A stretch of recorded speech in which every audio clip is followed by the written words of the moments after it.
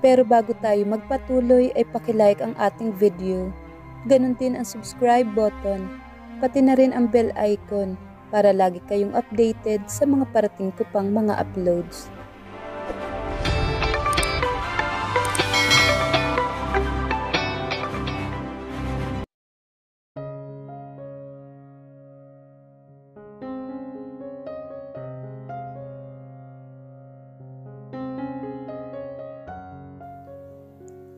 May problema ho ba, Papa? Tanong ni Rafael nang ipatawag siya ng ama sa opisina nito, 6:00 ng umaga. Sit down, Rafael. Kilala niya ang papa niya kapag pinapaupo na siya nito sa sofa. Ay mahabang usapin ang mangyayari. Wala siyang idea kung ano ang dapat nilang pag-usapan. Dahil maayos naman ang kalagayan ng hasyenda at malayo pa ang anihan ng palay. Ang kalahati kasi ng lupain ng mga Sullivan ay natataniman ng palay. Ang ikatlong hati naman ay maisan at ang iba ay mahabang parang para sa mga alagang hayop tulad ng baka at tupa. Naroon na rin ang malawak na manggahan na sinusulungan ng mga ito. Napilitan siyang umupo at isandal ang likod sa sofa. Katatapos lang niya magkape at papunta na siya sa bukid. Wala siya sa kondisyon dahil madaling araw na siyang nakatulog sa kakaisip sa pagsigaw niya kanina kay Cassandra. He was rude. He should ask for an apology. Pero nang hindi ito bumaba para maghapunan, kagabi ay sinyales na ayaw na siya nitong harapin. Nakausap mo na ba ang kapatid mo nitong nakaraang araw? Tanong ng papa niya. Marahan siyang umiling. Alam naman nitong hindi rin siya gustong kausap ni Albert. Pero mapilit talaga si Carlos na magkaayos silang dalawa. Hindi niya gustong biguin ang matanda, kaya't pinipilit niyang itapon ang pride niya para magpakumbaba na lang kay Albert. Uuwi yun, Papa. Pagdating kay Albert ay humahaba ang pasensya niya. Mahal din naman niya ang kapatid sa kabila ng mga ginawa nito. He is turning 30 next month. Ipinangako ko sa inyo na hahatiin ko na ang hasyenda. Dahil matagal na rin naman akong nagretiro. Pero Papa, hindi ka pa nag-aasawa, Rafael. Niwala kang babaeng pinaglalaanan ng pansin. Hindi mo pa ba napapatawad si Almira sa pagpapakasal sa kapatid mo? Ngayon lang muling naungkat ng papa niya ang tungkol sa bagay na ito. Si Almira ang matagal na niyang nobya at nagdesisyon itong magpakasal kay Albert. Lingid sa kaalaman niya ay inahas na pala siya ng stepbrother niya para malamangan na naman siya. Ilang buwan din ang naging relasyon ni Almira kay Albert na hindi niya nalalaman at masakit sa kanya ang pagpapakasal ng dalawa. Dahil kolehiyo pa lamang sila ay minahal na niya si Almira. Hanggang ngayon ay hindi pa naghihilom ang sakit na iyon. Lagi na lang itong nagsiselo sa atensyon na ibinibigay ni Carlos sa kanya. Kaya't gumaganti ito sa ibang bagay. Hindi ko na sana gustong pag-usapan ang bagay na yan, Papa. Hanggat maaari ay hindi niya gustong ipagkausap kay Carlos ang tungkol sa maraming away nila ni Albert. Gusto ni Carlos na magturingan silang bilang tunay na magkapatid. Kaya't hanggat maaari ay siya ang nagpaparaya kahit nasasaktan siya. Gusto kong maayos ni Albert ang pagsasama nila ni Almira. Alam mo namang magiliw din ako sa batang yon. Kung gayon ay hindi nyo na dapat pinabalik ang bisita ni Albert dito sa hasyenda. Cassandra. Cassandra ang pangalan niya. Hindi niya alam kung bakit kailangan pa nitong banggitin ang pangalan nito. Ang kailangan niyang sagot ay kung kailan ito paaalisin sa mansyon. Dahil magkakagulo kapag nalaman ni Almira na may ibang babae si Albert. Whatever, Papa. Ano ho ba talaga ang pag-uusapan natin? Isinandal ni Carlos ang likod sa malambot na silya habang nakatitig sa kanya. Nang maging asawa nito ang mama niya, ay inampun na rin siya nito at ipinagamit ang apelyido nang walang pagdadalawang isip.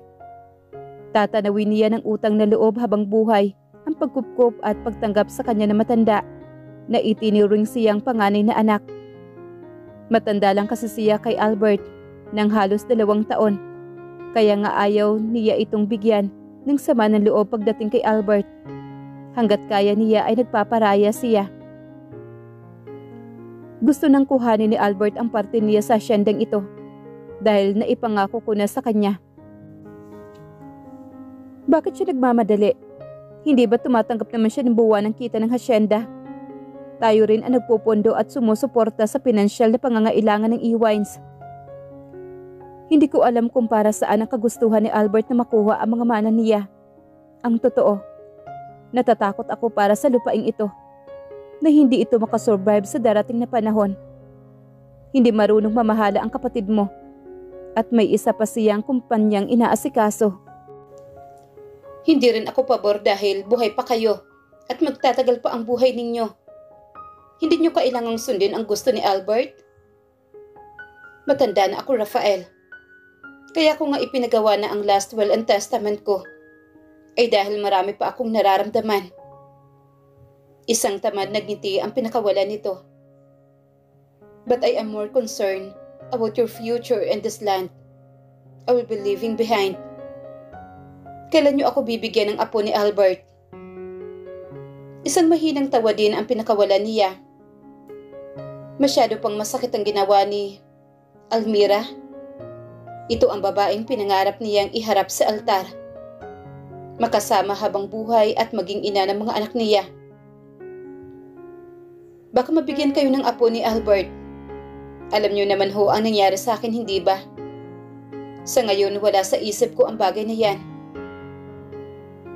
Nangako ako na sa pagtungtong ninyo ng 30 anyos ay magdidesisyon na ako kung kanino ko ipagkakatiwala ang hasyenda. Sa isang hiling ko ay ang pagkakaroon ninyo ng asawa at bubuing pamilya. You remember that, don't you?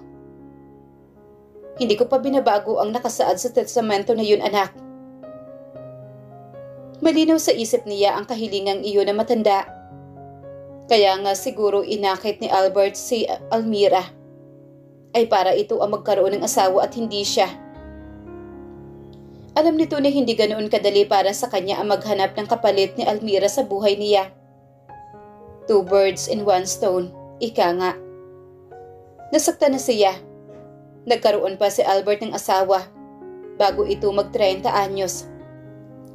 Siniguro ng stepbrother niya na kapag naghatian ng mana, wala siyang panalo dahil hindi niya natupad ang hiling ni Carlos. Kung tutuusin ay wala akong karapatan ni Katiting sa lupang ito, Papa. Hindi niya kayang tingnan ang matanda na naglabas ng buntong hininga. I am disappointed, Rafael. Malungkot na wika nito. Nasaan na ang pagmamahal mo sa lupang ito? Ang pangako mo na hindi mo ito pababayaan. Alam niyo ho kung gaano ko kamahal ang lugar na ito, Papa. Pagtatanggol niya sa sarili. Pero kung hindi ko matutupad ang nakasaad sa testamento, karapatan ninyong ipagkait sa akin ang mana na una ninyong ipinangako sa akin. You belong in this land because you are my son. Sa batas at sa pagtrato ko sa iyo, hindi mo dapat kalimutan ang karapatan mo bilang anak ko. Nakikiusap ako, Papa. Hindi niya maapuhap ang sasabihin. Wala siyang maisusumbat sa matanda. Dahil labis-labis ang ibinigay nitong pagmamahal sa kanya. Nang mamatay ang mama niya ay mas lalo itong kumalinga sa kanya. Doon nagsimula ang pagsiselos ni Albert sa relasyon nila ni Carlos. Dahil tinumbasan niya rin ang kabutihan nito sa paraang alam niya. Pinagbuti niya ang sarili. Tinapos niya ang pag-aaral at pamamahalaan ang hasyenda.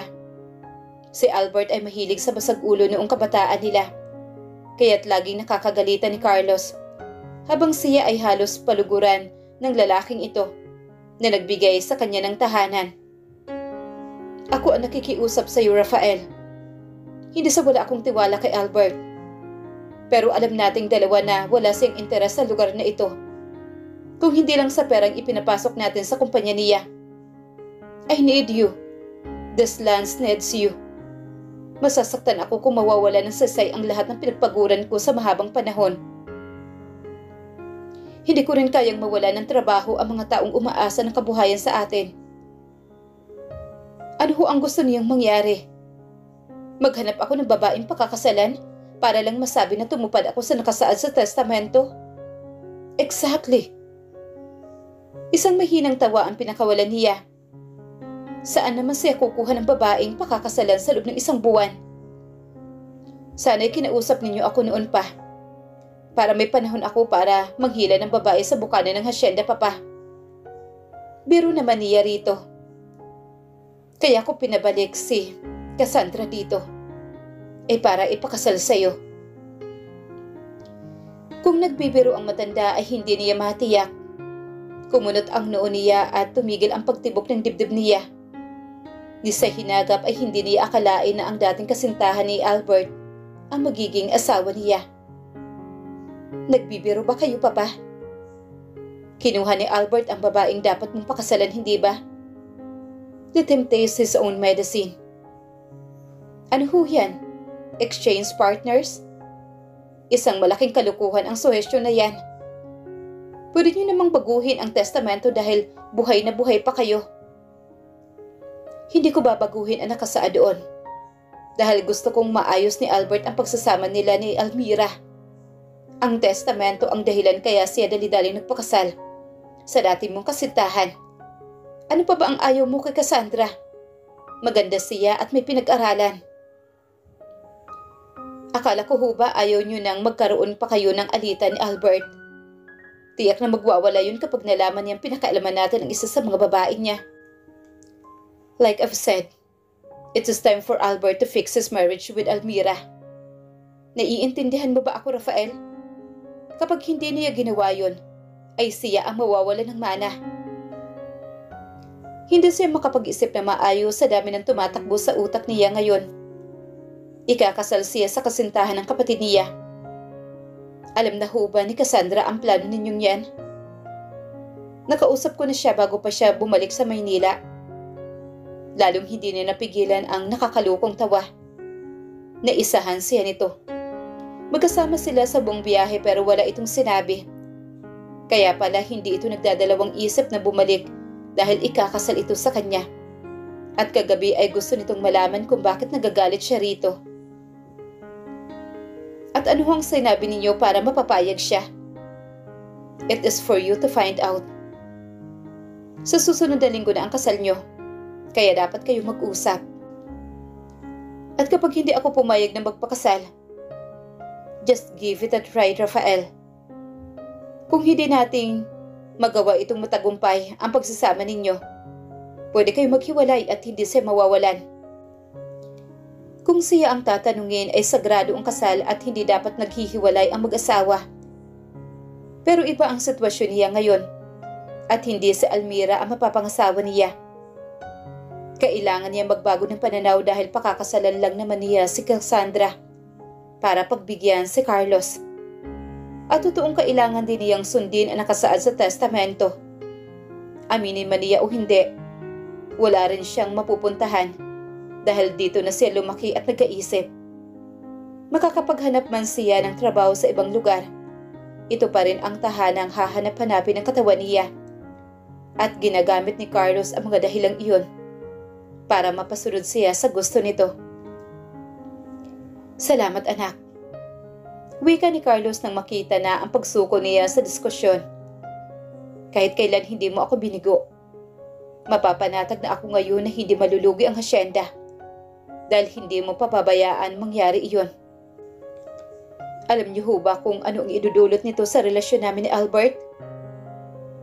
Kailangan ni Albert ang matutunang makibagay dahil hindi lang sa kanya umiikot ang mundo.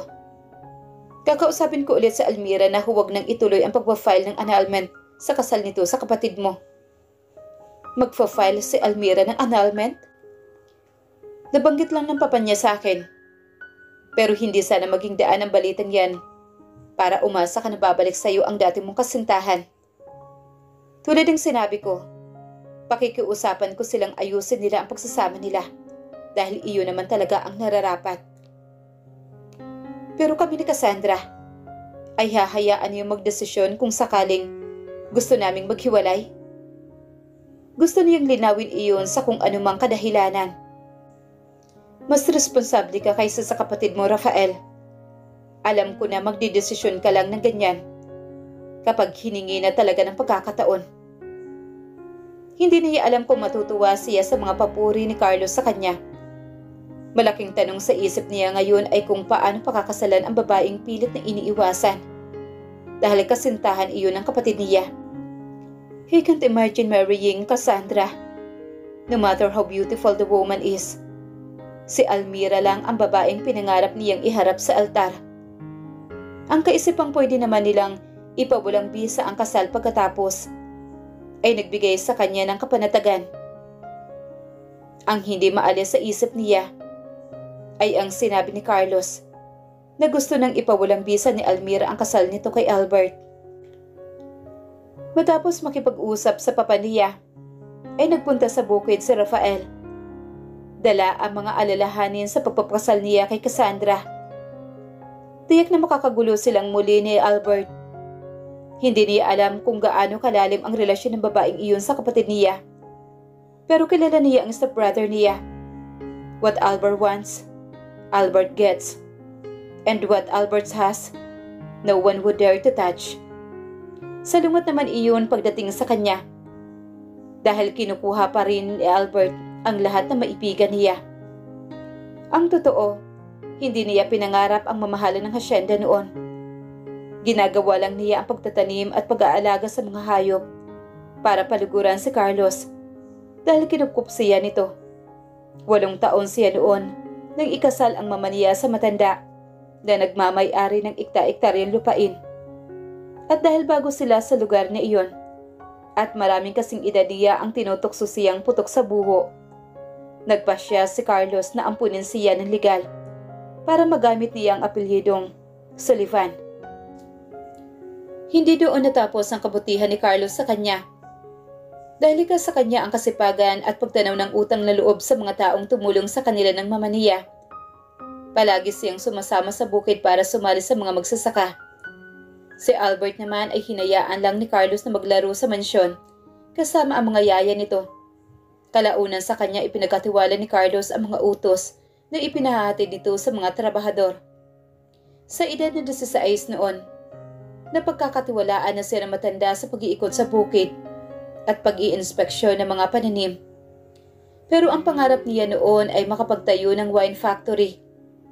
Ang sabi ng mama niya, nakuha niya ang hilig na iyon sa totoo niyang ama na isang Italyano. Mahilig siya sa alak sa lahat ng uri nito. May mga pagkakataon na pinapayagan siya ni Carlos na magtungo sa Benguet at Maynila para bumisita sa mga distilleria noong kolehiyo siya. Akala niya ay maaabot siya ng mga pangarap na makapagpatayo ng sarili niyang distilleria. Pero natali rin kalaunan ang mga kamay niya sa bukid. Matapos mamatay ng mama niya at na-hospital naman ang matagal si Carlos. 8 taon na ang nakakalipas. Na-aksidente kasi ang dalawa ng mamasyal sa Baguio para doon celebrate ang anniversary ng mga ito. Isinantabi niya ang pangarap na iyon dahil kailangan siya ng hasyenda. Si Albert ay nag-aaral pa rin noong mga panahong iyon. Maliban sa wala itong hilig sa pagtatanim, tumatanggap lang ito ng buwanang allowance na ginagastos naman ito sa kung ano-anong pagbili ng luho at pambababae nito.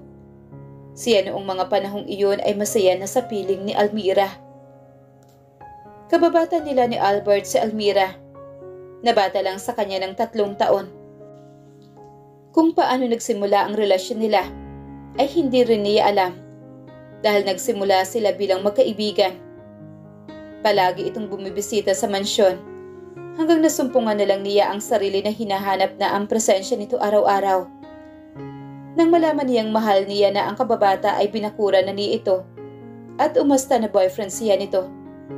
Hindi naman siya nakarinig ng anumang pagtanggi kahit noong una siyang magtangka na halikan ito noong nakatapos ito ng kolehiyo. At nang tanungin niya si Almira ng tungkol sa halik niya, malinaw na sa kanilang dalawa na para sila sa isa't isa.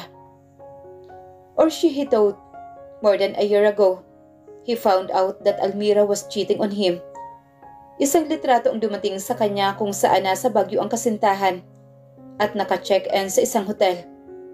Nakatapos lang ito ng tuwalya habang katabi ang isang lalaki. Iyon ang itinuturing niyang isa sa pinakamasakit na kabiguan niya. 6 na taon.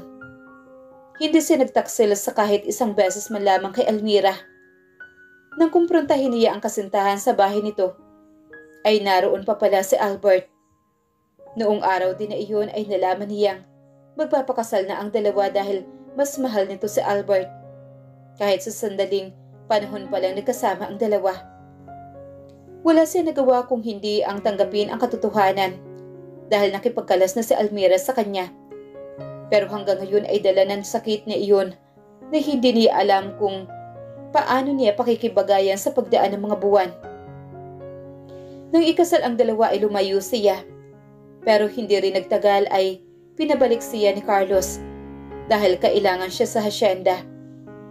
Wala rin si Albert doon dahil pinamamahalaan na nito ang Ewens Corporation na itinayo nito dahil nalaman nitong iyon ang pangarap niya na magkaroon siya. Lahat kasi ng gusto niya ay inaagaw sa kanya ng kapatid. Nanatila ang pagkakaibigan nila na Almira dahil magkarugtong lang ang lupain ng pamilya nito sa Hacienda Sullivan. Hindi rin naman pwedeng iwasan niya ito palagi dahil asawa na ito ng kapatid niya. Mabuti na lang dahil dumalang ang pagpunta nito sa mansyon dahil hindi rin naglalagi si Albert sa hacienda. At itong mga nakaraang buwan nga ay umugong ang bali-balitang nag-away ang dalawa dahil wala ring tigil sa pambababae si Albert. Kung totoong makikipaghiwalay na si Almira kay Albert, kaya niyang kalimutan ang ginawa nito at tanggapin itong muli sa buhay niya. Ganoon niya kamahal si Almira. Hindi madaling kalimutan ang 6 na taon. Natokso man ito sa ibang lalaki. Dumaan naman talaga sila sa pagsubok. Kung hindi niya na ipaglaban si Almira noon, ngayon ay handa niyang gawin ito sa kapatid niya dahil sila naman talaga ang nagmamahalan noon. Pero paano si Cassandra? Paano si Carlos? Napilit pinag-aayos ang relasyon ni Albert at ni Almira. Sa matagal na panahon, wala siyang ginawa kung hindi ang paliguran si Carlos. Wala naman siyang pinagsisisihan doon dahil mahal rin naman niya talaga ang ama-amahan niya. Pero nasobrahan siya sa pagbibigay lalo ng pagdating nito kay Albert. Nasasaktan ito kapag nakikita nag-aaway sila magkapatid. Iyon ang iniiwasan niya, kaya't pinagbibigyan niya si Albert sa maraming pagkakataon. Isang malalim na buntong hininga ang ginawa niya habang nakaupo sa kubo sa gilid ng mahabang bukirin. Ang testamento ni Carlos at ang lupaing ito ang humahadlang sa kanya para subukang muli na ayusin ang relasyon nila ni Almira. Hindi naman kasi talaga mahal ni Albert ang dating kasintahan, kaya't hindi malabo na maghiwalay ang mga ito. Kung sa ibang lalaki pa ito mapupunta, bakit hindi na lang ulit sa kanya? Minsan lang naman ito nagkamali. Ang mahalaga ay ang mga damdamin nila. Birthday na mayor nila sa bayang iyon noong isang araw, kaya umalis siya. Umiiwas kasi siya kay Almira. Natiyak yayayain siya sa party, lalo na't wala si Albert. Pero ngayong nalaman na niya na may balak na pala ang dating kasintahan na makipaghiwalay, dapat ay hindi na siya umiiwas. Hindi na sana kinailangan pang makasama niya sa Cassandra sa biyahe patungong Maynila at hindi na sila nagtalo kagabi. Tanghali na, Rafael. Gagala ka pa ba sa bukid? Bakit malayo yata ang tinatakbo ng isip mo? Napalingon siya kay Mang Gaspar na isa sa matagal nang pinagkakatiwalaan nila mag-ama sa bukid. May mga bagay lang ho akong iniisip tungkol sa hacienda. Sa hacienda nga ba? Balungkot ang mga mata mo. Kailan ba naman muling masisilayan ang mga ngiti na dati mong dala-dala bago ka umalis sa hacienda? Isang tipid ng ngiti ang pinakawala niya. 2 buwan din siyang nawala sa mansyon dahil nagpapalipas siya ng sama ng loob. Sinubukan niyang manirahan sa Maynila, pero hinahanap ng katawan niya ang araw-araw ng pagpapatakbo niya sa bukid. Pero sa ngayon ay kailangan niya ulit gumawa ng desisyon dahil hindi niya gustong magpakasal kay Cassandra. Si Albert ang totoong kasintahan nito. Sa tingin niyo ho ba ay hindi kayang pamahalaan ni Albert ang bukid? Higit na ikaw ang makakasagot sa tanong na iyan. Hindi ba, Rafael? Sagot naman ni Mang Gaspar. May bala ka bang iwan ulit ang La Union? Wala siyang balak na iwanan ang La Union pero kung magkakasundo sila ni Almira na magkakabalikan, nararapat lang na umalis siya dito dahil mabibigo niya si Carlos.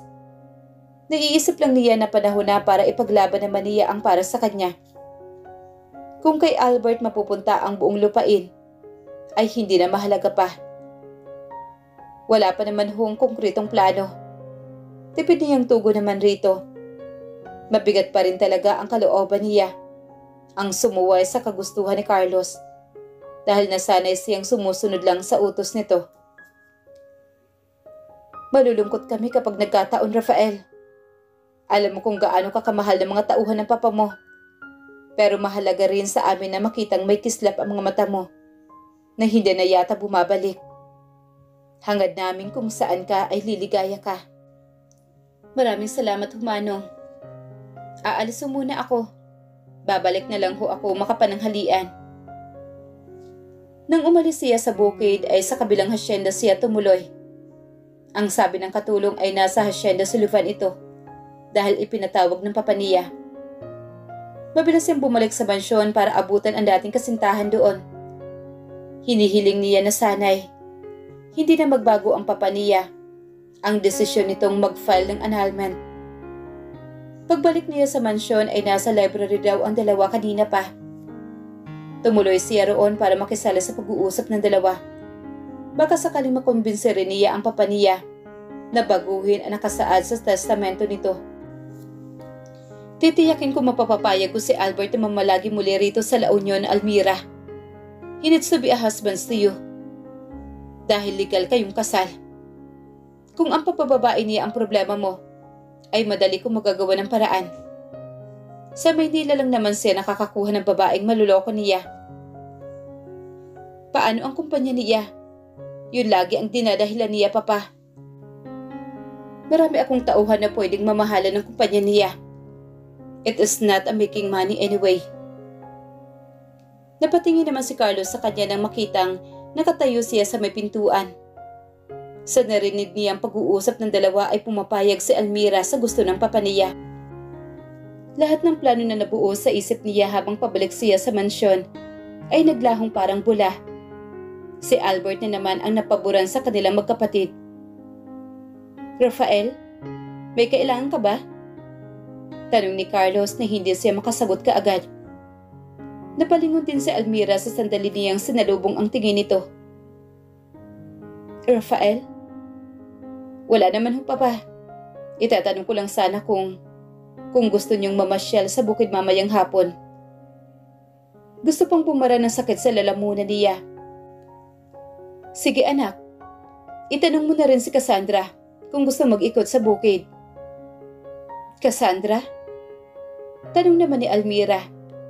Sa pagkakataong iyon ay ipinagpasalamat niyang may isasalba siya ng babaeng iyon sa pagkapahiya niya. Rafael's fiancé. Ang papa niya ang sumagot sa tanong nito. Paanong hindi ko nabalitaan na may kasintahan ka na? Mahinang tanong naman ni Almira.